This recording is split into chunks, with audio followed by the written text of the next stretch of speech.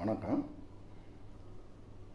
இன்று நாம் காண இருக்கும் பகுதி எளிய தியான முறை 3.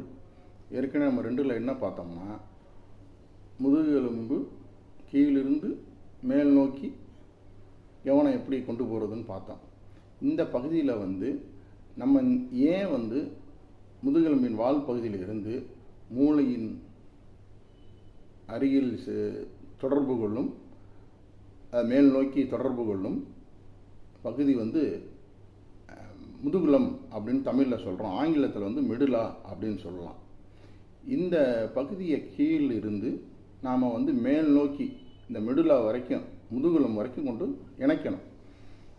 இந்த இணைப்பை யோகிகள் 7 சக்கரங்கள் மூலமாக இணைச்சி தியான சக்தியை கொண்டு வர்றாங்க. இது அபரிதமான ஆற்றல் பொருந்தியது. இதெல்லாம் நம்ம முன்னோர்கள் நம்ம யோகிகள் இதை செஞ்சுருக்காங்க.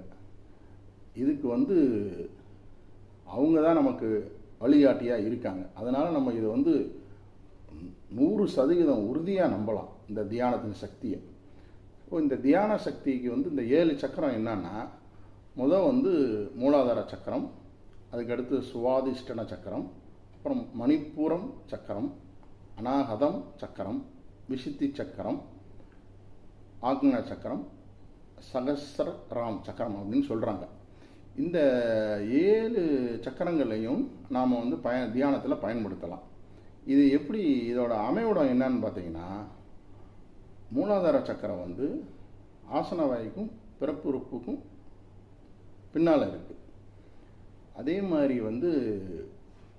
சுவாதிஷ்டன சக்கரம் பிறப்புறுப்புக்கு பின்னால் இருக்குது. மணிப்பூரம் தொப்புளுக்கு பின்னால் இருக்குது. அநாகதம்ன்றது நம்ம விலா எலும்புன்னு சொல்கிறோம் பார்த்தீங்கன்னா, இந்த விலா எலும்பு முதுகெலும்பில் பின்னால் சேரும், அந்த இடத்துல இருக்குது. விசுத்தி சக்கரம் தொண்டையில் இருக்குது.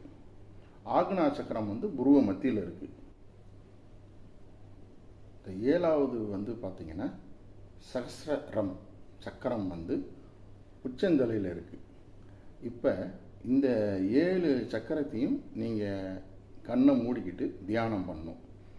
அது எப்படின்னா, இப்போ கீழே மூலாதார சக்கரம், அப்படியே சுவாதிஷ்ட சக்கரம், மணிப்புர சக்கரம், இப்படின்னு பார்த்தீங்கன்னா இந்த ஒவ்வொரு சக்கரமாக இப்போ சொல்லியிருக்கேன் பார்த்தீங்களா.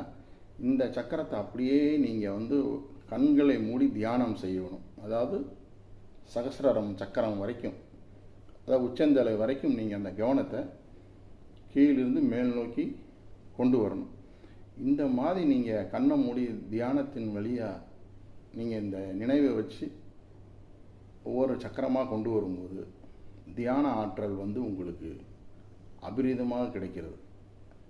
இதை நம்ம யோகிகள், மகான்கள், சித்தர்கள் இதை விளக்கியிருக்கிறாங்க. ஆகவே நீங்கள் இதை கடைபிடித்து இந்த தியான சக்தியை பெற இறைவனை வேண்டி கொள்கிறேன். அடுத்த பகுதியில் என்னன்னு பார்க்கலாம். நன்றி.